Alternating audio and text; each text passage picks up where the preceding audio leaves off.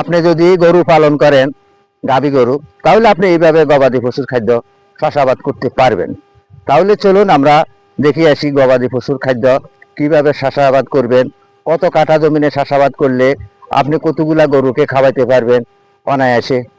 যদি 5টা গরু পালন করেন তাহলে অবশ্যই আপনাকে 30 কাঠা জমিনে গবাদি পশুর খাদ্য চাষাবাদ করতে হবে, কারণ আপনি এক সাইড দড়ি কাটতে থাকলে আরেক সাইডে উঠে যাবে। এই যে দেখতেছেন, এক সাইড দড়ি কাটতে কাটতে আবার পিছনের সাইড খাদ্য হয়ে গেছে কিংবা উঠে গেছে, তাহলে আপনি এই মাথা থেকে ওই মাথা পর্যন্ত যেতে যেতে পিছনে দিয়ে আবার ঘাস হয়ে গেছে।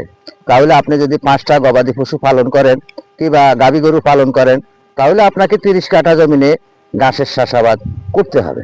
শুধু কাঁচা ঘাস খাওয়াইলে হবে না, আপনার গাভী গরুকে একা কাঁচা ঘাস খাওয়াইলে দুধ পানসা হয়ে যেতে পারে।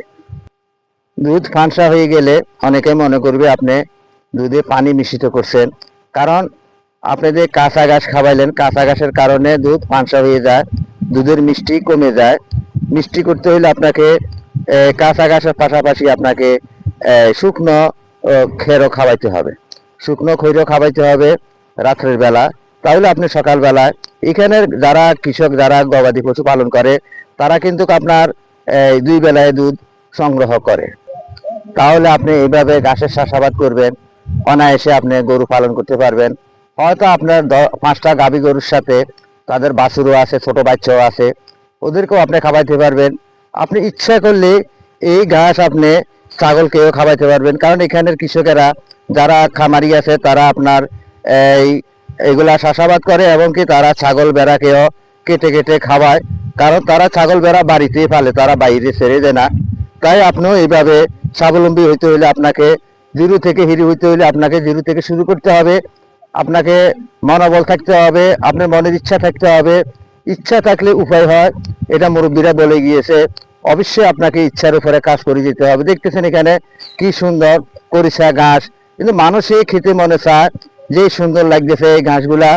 দেরি নয়, আপনি ঘরে বসে থাকবেন না, আপনিও চেষ্টা করবেন 1টা থেকে 2টা দিয়া কিংবা 2টা থেকে 3টা দিয়ে আপনি শুরু করার জন্য। শুরু করলে অবশ্যই আপনি 2টা থেকে 4টা হবে, 4টা থেকে 5টা হবে, 5টা থেকে আপনার বাড়তে বাড়তে আপনি বিশাল একটা খামারের মালিক হতে পারবেন। আপনি জন্ম নিয়ে কি বড় হয়েছেন নাকি? আপনাকে ছোট থেকে আস্তে আস্তে বড় হইতে হবে। তাই আপনিও এইভাবে গরু পালন করুন। গরু পালন করলে অবশ্যই আপনি জিরো থেকে হিরো হইতে পারবেন। আপনি এইভাবে 5টা দিয়ে শুরু করেন।